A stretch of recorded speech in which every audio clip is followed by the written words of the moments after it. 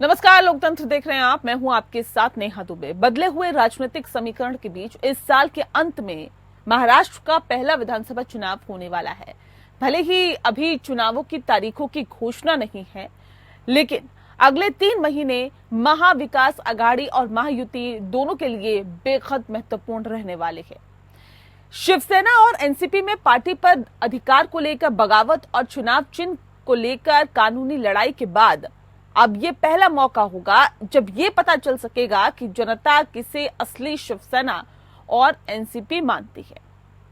जहां एक तरफ महाविकास आघाड़ी में कांग्रेस, शिवसेना और एनसीपी ने अपने प्रभाव वाली सीटों पर काम करना शुरू कर दिया, तो वहीं दूसरी तरफ महायुति में बीजेपी और सहयोगी दलों के बीच सीटों को लेकर अभी भी मतभेद है। आपस में आरोप प्रत्यारोप का दौर भी शुरू हो गया है। वहीं दोनों ही खेमों के बीच अभी तक सीएम चेहरा भी तय नहीं हो सका है। हालांकि उद्धव ठाकरे ने एमवीए में चुनाव से पहले मुख्यमंत्री पद का चेहरा तय करने का दबाव बनाना शुरू कर दिया है और इसी बहाने अप्रत्यक्ष रूप से अपनी दावेदारी भी पेश कर दी है। खास बात यह है कि एक सर्वे ने बताया है कि चुनाव में कांग्रेस उद्धव की शिवसेना से ज्यादा सीटों पर ये चुनाव जीतती हुई जो महाविकास आघाड़ी की पार्टियां हैं वो दिखाई दे सकती है।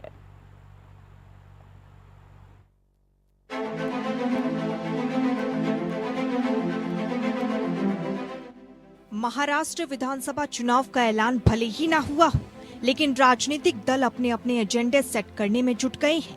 विधानसभा चुनाव को लेकर महाविकास आघाड़ी और महायुति दोनों कैंपों में रणनीतियां बननी शुरू हो गई हैं, लेकिन कई मुद्दों पर दोनों कैंपों में घमासान भी जारी है। मुख्यमंत्री पद के उम्मीदवार को लेकर दोनों तरफ अभी स्थिति साफ नहीं है। शिवसेना ठाकरे गुट के नेता उद्धव ठाकरे ने महाविकास आघाड़ी के नेताओं और पदाधिकारियों की बैठक में मुख्यमंत्री पद के फॉर्मूले को लेकर अपनी राय रखी। ठाकरे ने महाविकास आघाड़ी से चुनाव में जाने से पहले मुख्यमंत्री पद का चेहरा तय करने की अपील की। उद्धव ठाकरे ने बीजेपी के साथ अपने गठबंधन का जिक्र करते हुए कहा, हम वैसे गठबंधन में फिर से नहीं रहना चाहते जहां जिसकी संख्या ज्यादा उसका सीएम की पॉलिसी के कारण लोग एक दूसरे की सीट को कम करने का काम करें। वो एक भारी गलती थी जिसमें हम फिर से नहीं जाना चाहते। इसलिए आप लोग सीएम का चेहरा तय करिए और आगे बढ़िए। सीएम चेहरे को लेकर उद्धव ठाकरे की इस खुली राय के बाद शरद पवार और कांग्रेस नेताओं के सामने बड़ा सवाल खड़ा हो गया है। दरअसल कांग्रेस और एनसीपी का मानना रहा कि किसी भी गठबंधन में सीएम पद के लिए जो फॉर्मूला इस्तेमाल में लाया जाता था, उसके अनुसार गठबंधन में जिसकी सीटें ज्यादा हो, मुख्यमंत्री उसी का होता है। महाविकास आघाड़ी में भी संभावना इसी फॉर्मूले की थी, लेकिन उद्धव ठाकरे के बयान के बाद सवाल खड़ा हो गया है कि चुनाव परिणाम से पहले सीएम पद के चेहरे की घोषणा कैसे की जाए। यानी इस तरफ चुनाव से सीएम पद का चेहरा तय करने की बात कहकर उद्धव ठाकरे महाविकास आघाड़ी पर दबाव बना रहे हैं और अप्रत्यक्ष रूप से अपने नाम को सीएम पद के लिए आगे बढ़ा रहे हैं। अब उद्धव का यही दाव कांग्रेस और एनसीपी के लिए परेशानी का सबब बन गया है। दूसरी तरफ महायुति की तरफ भी कमोबेश ही हाल है। महायुति सरकार की तरफ से एकनाथ शिंदे भले ही मुख्यमंत्री हैं, लेकिन यहाँ इस खेमे में भी अभी तक मुख्यमंत्री पद का चेहरा तय नहीं हुआ है। वहीं एनडीए में कई मुद्दों पर एक राय बनती नहीं दिख रही। महाविकास आघाड़ी में एक दूसरे पर आरोप प्रत्यारोप का दौर शुरू हो गया है। मुख्यमंत्री एकनाथ शिंदे की शिवसेना के नेताओं ने भाजपा के पीडब्ल्यूडी मंत्री रविंद्र चौहान और एनसीपी के प्रदेश अध्यक्ष सुनील टक्करे पर आरोप लगाए। शिंदे गुट के नेताओं का कहना है कि बीजेपी के पीडब्ल्यूडी मंत्री रविंद्र चौहान विकास कार्य करने के नाकाम रहे हैं, जिसका नुकसान उन्हें चुनाव में हो सकता है। ऐसे में उन्होंने देवेंद्र फडणवीस से रविंद्र चौहान के इस्तीफे की मांग की है। उधर एनसीपी प्रमुख अजित पवार ने विपक्षी खेमे के सुर में सुर मिलाते हुए जातिगत जनगणना की मांग की। उनका कहना है कि इससे ये पता चल सकेगा कि किस समाज की आबादी कितनी है और उनकी स्थिति क्या है, इसलिए इसका होना जरूरी है। अजित पवार की इस मांग से बीजेपी धर्म संकट में फंस गई है। वहीं बीजेपी के हिंदुत्व कार्ड के जवाब में मुस्लिम वोट बैंक को महाविकास अघाड़ी के पक्ष में लामबंद करने के लिए AIMIM ने विपक्षी महाविकास अघाड़ी गठबंधन के साथ हाथ मिलाने का ऑफर दिया है। कुल मिलाकर महाराष्ट्र विधानसभा चुनाव दिलचस्प होने वाला है, जहां कई दल भले ही दो गठबंधन का हिस्सा है, लेकिन सभी को अपनी अपनी महत्वाकांक्षा है। अब देखना है कि विधानसभा चुनाव में तमाम महत्वाकांक्षाओं के बीच सियासत किस राह निकलती है। Bureau report, APN।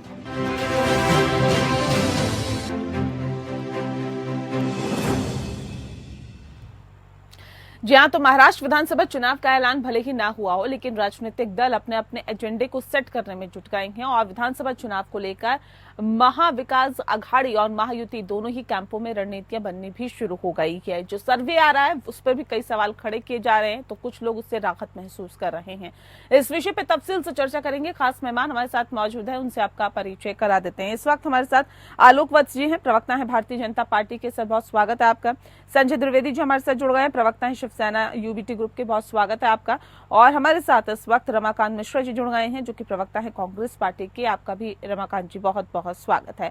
इस खास कार्यक्रम की शुरुआत करते हैं संजय द्विवेदी जी के साथ। संजय जी, सवाल इस बात को लेकर है कि जो हालात और जो स्थितियां हैं और जो फिलहाल सर्वे बता रहा है, वो तो ये बता रहा है कि आप लोगों के लिए तो बड़ी राहत की बात है, या फिर आप लोगों के लिए तो ये बहुत खुशखबरी की बात है कि अब आप लोगों की जो सीटें हैं वो ज्यादा आती हुई दिखाई दे रही है, यानी कि जो जनता है वो भी समझ गई है कि असली शिवसेना कौन सी है। दोबारा क्वेश्चन पूछिए। आप लोगों के लिए कितनी राहत की बात है ये सर्वे जो आया है उससे? देखिए, जब से लोकसभा चुनाव हुए हैं और इससे पहले जो उपचुनाव होते रहे महाराष्ट्र में, जनता ने अपना रुख दिखा दिया था। लोकसभा चुनाव में जनता ने पूरा रुख दिखा दिया कि तोड़ फोड़ करके सरकार बनाना, गद्दार विधायक लेकर सरकार बनाना, ये शायद महाराष्ट्र की जनता को समझ में नहीं आ रहा है। महाराष्ट्र जनता चाहती है साफ सुथरी सरकार बने, जो लोगों के लिए काम करे, खुशहाली लेके आए। लेकिन ये नहीं, सरकार एक चल रही है उसको आप तोड़ दीजिए और सरकार बना लीजिए।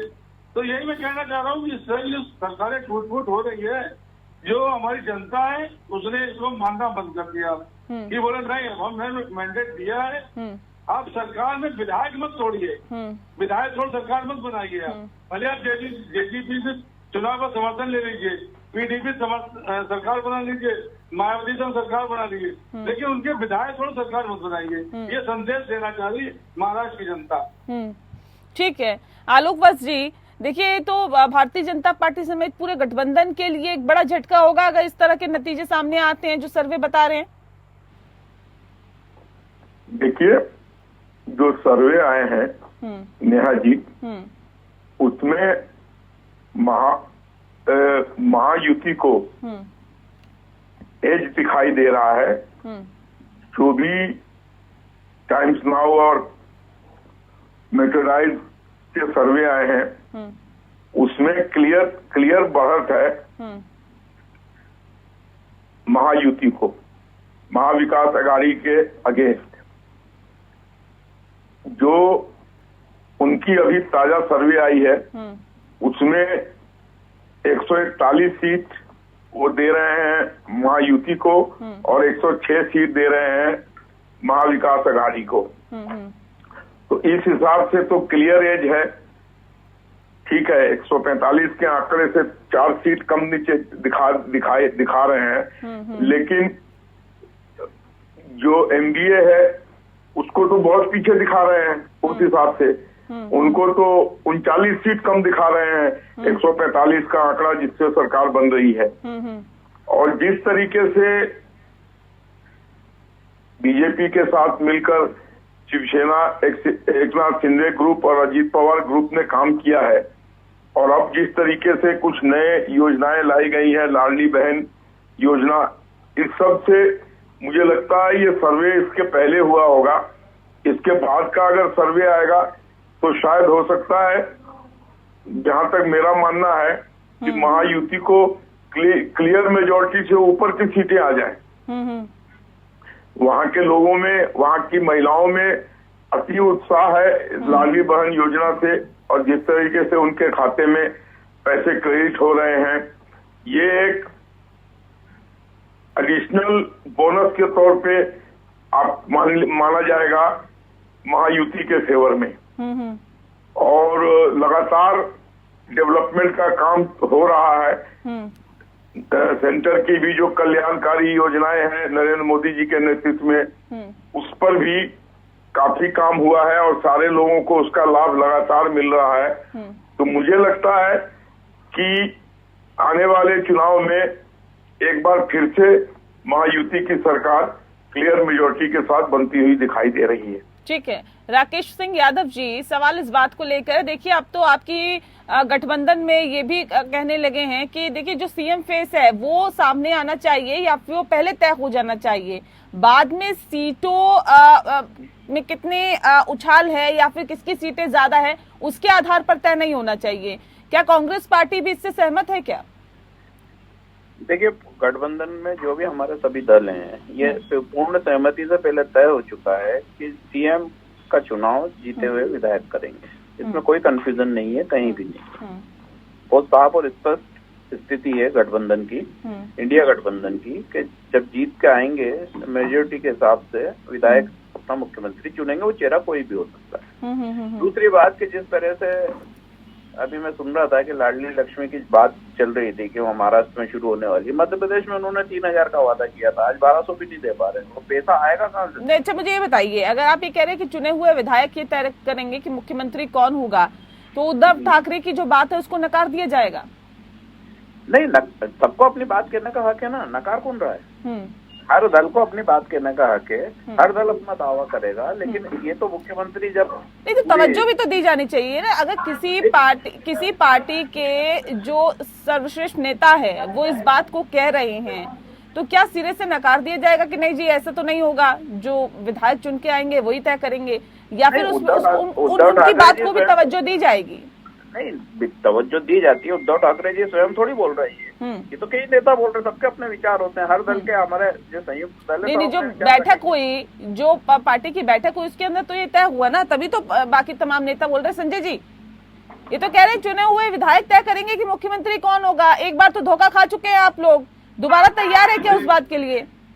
देखिए नेहा जी, हमारी सीटों का बंटवारा हो जाएगा और हमारा मुख्यमंत्री भी चुन जाएगा निश्चित। लेकिन सबसे बड़ी समस्या था जो अभी हमारे प्रवक्ता जी बोल रहे थे, महायुति के, बीजेपी के 140 सीटें दिखाई हैं, अभी तक इनका जो तीनों तालमेल ही नहीं कर पाए हैं। भाई इनके संग में बीजेपी, अजित पवार जो मेन हो गए, अब एकनाथ शिंदे जो शिवसेना बन गई। लेकिन इन तीनों पार्टियों में जो टेम्पो जो है, उस टेम्पो में सामान लगना थोड़ी नहीं हुआ, और टेम्पो खाली घूम रही है। और हमारे यहाँ क्या है, सीटों बंटवारा हो जाएगा।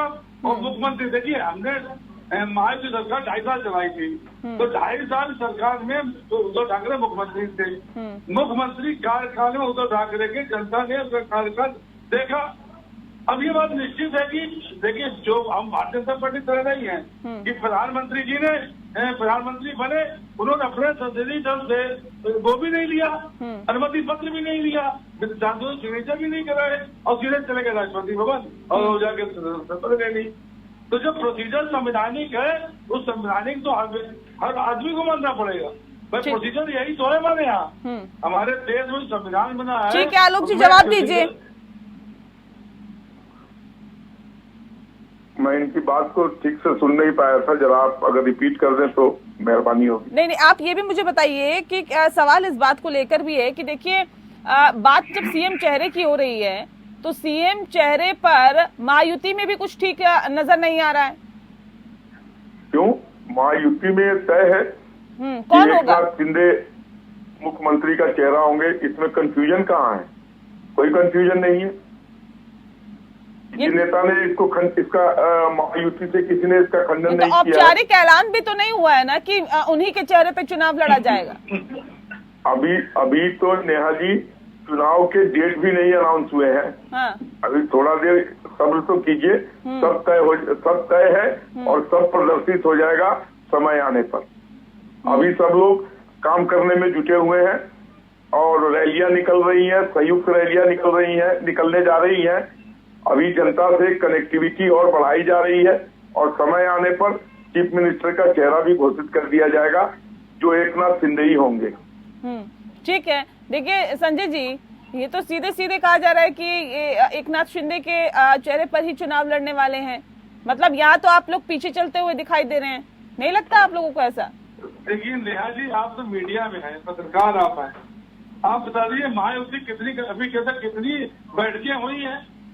अजीत दादा पवार जो है वो सुख मना रहे हैं कि हमने पार्टी छोड़ दी, हमसे गलती कर दी, रक्षाबंधन में हम जाएंगे, हम रक्षाबंधन में ये करेंगे, हमने पार्टी छोड़ दी।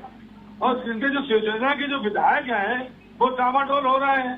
तो अभी जबकि महाअघाड़ी में हमारे तीनों दलों बैठकें हो रही है, हमारे मसौदा तैयार किया जा रहा है। अब किस उस विषय में लड़े, क्या चीजें कॉमन मिनिमम प्रोग्राम वगैरह क्या हो? हमारा तो सब क्लियर कट है और सीटें में क्लियर कट है, वहाँ सीट पे लड़ेगा। तो हमें हमारे यहाँ अंदेशा नहीं है। और जैसे ये कह रहे घोषणा हो जाएगी मुख्यमंत्री की, तो घोषणा हमारे यहाँ भी हो जाएगी। बिल्कुल, जितना उठापटक है आलोक जी जितना उठापटक देखने के लिए मिल रही है महायुति में कि मुख्यमंत्री एकनाथ शिंदे की शिवसेना के नेताओं ने भाजपा के पीडब्ल्यूडी मंत्री रविंद्र चौहान और एनसीपी के प्रदेश अध्यक्ष सुनील तटकरे पर आरोप लगाए। जो नेता हैं उनका साफ तौर पर ये कहना है कि बीजेपी के पीडब्ल्यूडी मंत्री रविंद्र चौहान विकास कार्य करने में नाकाम रहे हैं, जिसका चुनाव में हमें खामियाजा उठाना पड़ सकता है। ये जो चीजें चल रही है वो क्या बताती है? देखिए, चुनाव के पहले इस तरीका का बयानबाजी हर दल में होता है और इधर से भागा दौड़ी, उधर से इधर आना, इधर से उधर जाना, ये सब भी होगा और इसकी कवायद कुछ हो भी रही है। अपने ही गठबंधन में इस्तीफे की मांग की जा रही है, रविंद्र चौहान इस्तीफा दें। हो सकता है किसी के कार्यशैली से संतुष्ट न होकर इस तरीके की बातें हैं, लेकिन वो एक इंडिविजुअल की बात है। इससे कोई महायुति के संगठन में और गठजोड़ में कोई फर्क नहीं पड़ने वाला है।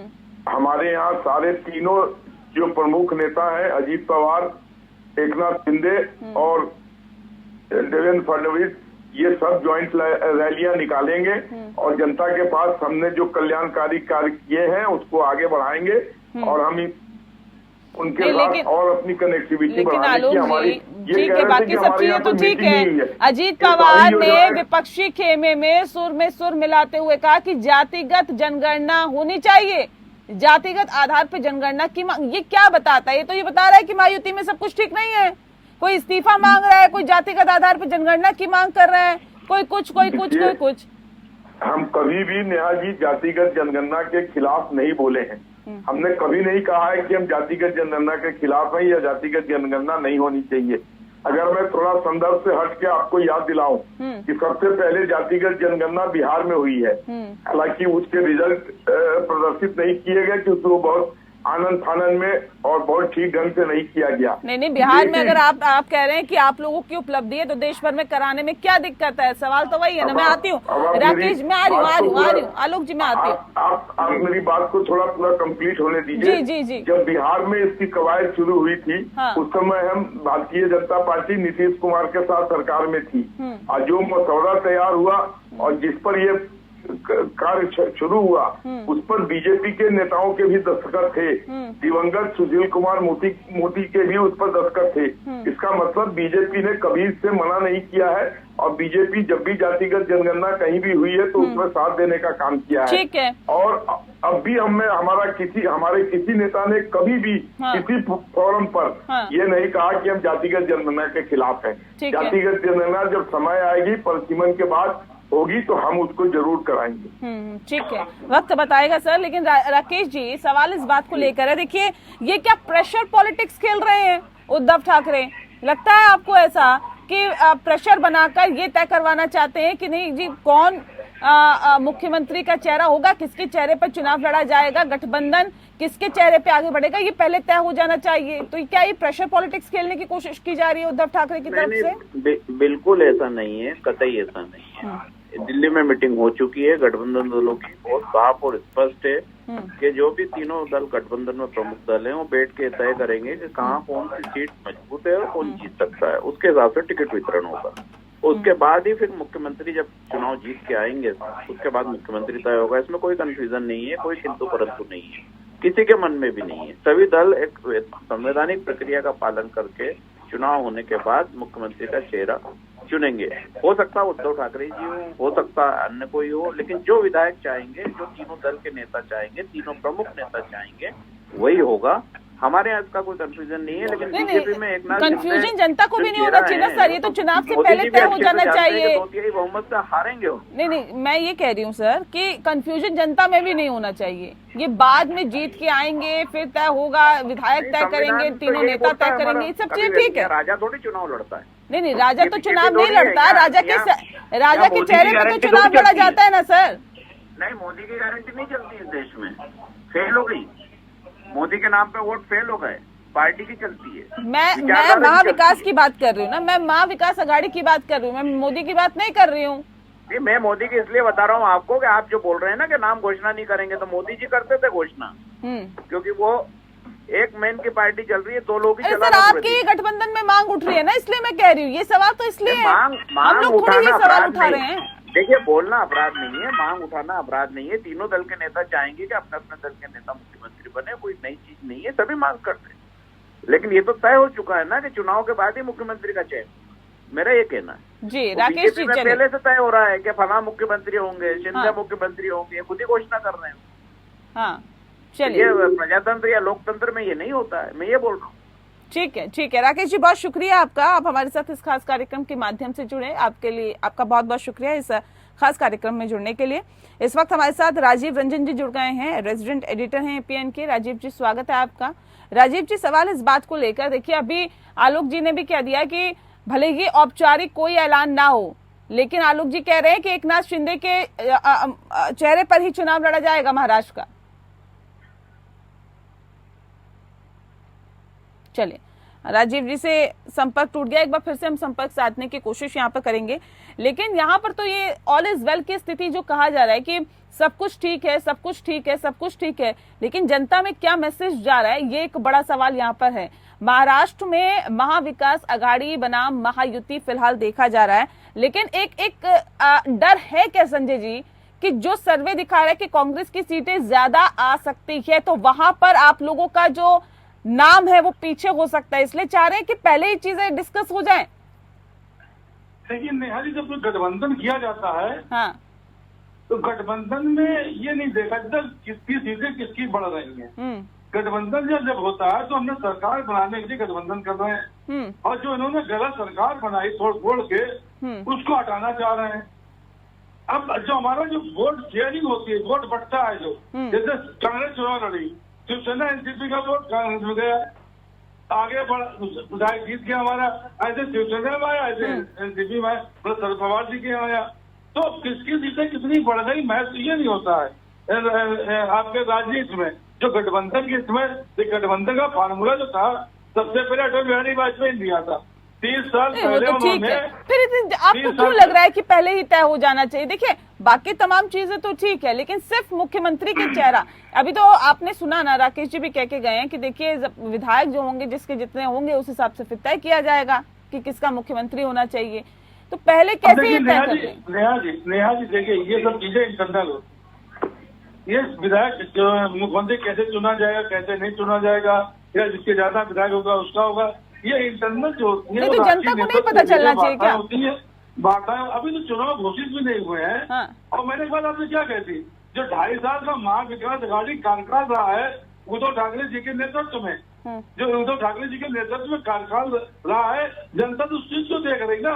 ठीक है, चलिए, मुख्यमंत्री उद्धव ठाकरे बनेंगे, कौन बनेगा, लेकिन उन्होंने उद्धव महाविकास आघाड़ी का उद्धव ठाकरे नेतृत्व में। ठीक है, चलिए राजीव जी हमारे साथ जुड़े हैं। राजीव जी, दोनों ही गठबंधन में किस तरह की स्थिति देख रहे हैं आप? देखिए, दोनों ही गठबंधन में स्थिति कहीं से स्पष्ट नहीं है। कहीं कोई अपने आप को मुख्यमंत्री प्रोजेक्ट करने की कोशिश कर रहा है, तो कहीं ये जाहिर हो रही है कि आखिर मुख्यमंत्री कौन बनेगा। बात साफ है कि गठबंधन तो लोगों ने कर लिया है, लेकिन अभी तक इस तथ्य पर नहीं पहुंचे हैं, या यूं कहें कि इस निर्णय पर नहीं पहुंचे हैं कि आखिर नेतृत्व किस आधार पर हो। बार बार यही हो रहा है कि सीटों के बंटवारे को लेकर हो, या किसी मुख्यमंत्री के मुद्दे पर, तो टकराहट बनी हुई है। लेकिन जाहिर है कि क्योंकि गठबंधन मजबूरी है और दोनों पक्ष ये समझ रहे हैं कि अकेले वो चुनाव अगर लड़ते हैं तो स्थितियां उनके पक्ष में नहीं होंगी, लिहाजा मजबूरी के साथ साथ लोग चल रहे हैं। अभी तक गठबंधन में जो गठबंधन की राजनीति जो आज तक चली आ रही है या बराबर से होती है, तो पहले वो निर्णय कर लिया जाता है, लेकिन मौका परस्ती है कि बस मौका देख के जिस हिसाब से है उसी हिसाब से पक्ष बदलना है, उसी हिसाब से अपने विचार बदलने हैं, उसी हिसाब से पार्टियां बदलकर लोग इधर से उधर पहुंच रहे हैं। तो ये स्थिति उहापोह की स्थिति बनी है। हालात ये भी है कि बीच में कहीं कुछ और लोग छोड़ के इधर उधर न भटकने लगे, ये भी अंदेशे नजर आ रहे हैं।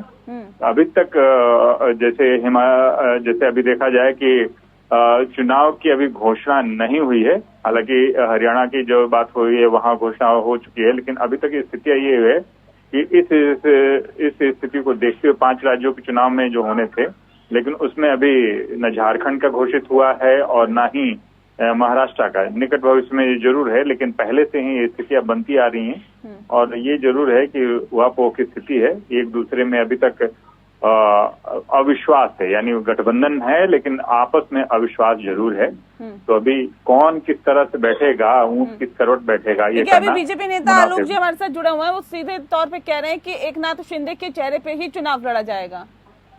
औपचारिक घोषणा कुछ हुई है क्या? देखिए, जो अभी फिलहाल वो कह रहे हैं कि एकनाथ शिंदे के चेहरे पे चुनाव लड़ा जाएगा, लेकिन बीजेपी इस बात को कहीं तैयार नहीं होगी, क्योंकि नए अभी जो गठबंधन का सबसे बड़ा अगर बड़ी पार्टी कही गई तो बीजेपी है और बीजेपी के नेतृत्व में ही चुनाव लड़ा जाएगा। एकनाथ शिंदे बार बार ये भी कह चुके हैं कि नरेंद्र मोदी की निर्देशों पर चुनाव लड़ा जाएगा, लेकिन अगर वो एनसीपी नेता मुकेश जी ये बात कर रहे हैं तो वो उनकी जरूर ये एकनाथ शिंदे के प्रति उनकी अपार श्रद्धा होगी, जिसलिए कह रहे हैं, क्योंकि एकनाथ शिंदे के नेतृत्व में चुनाव लड़ने की बात बीजेपी ने कभी कही नहीं। बीजेपी नेता कह रहे हैं, बीजेपी के नेता मुकेश जी नहीं, आलोक जी ये कह रहे हैं कि एकनाथ शिंदे के चेहरे पे ही चुनाव लड़ा जाएगा। आलोक जी ये जो बात कर रहे हैं, लेकिन क्या देवेंद्र फडणवीस प्रोजेक्ट नहीं किया जा रहा है? देवेंद्र फडणवीस को तो बार बार अलग अलग जगहों पर प्रोजेक्ट किया जा रहा है।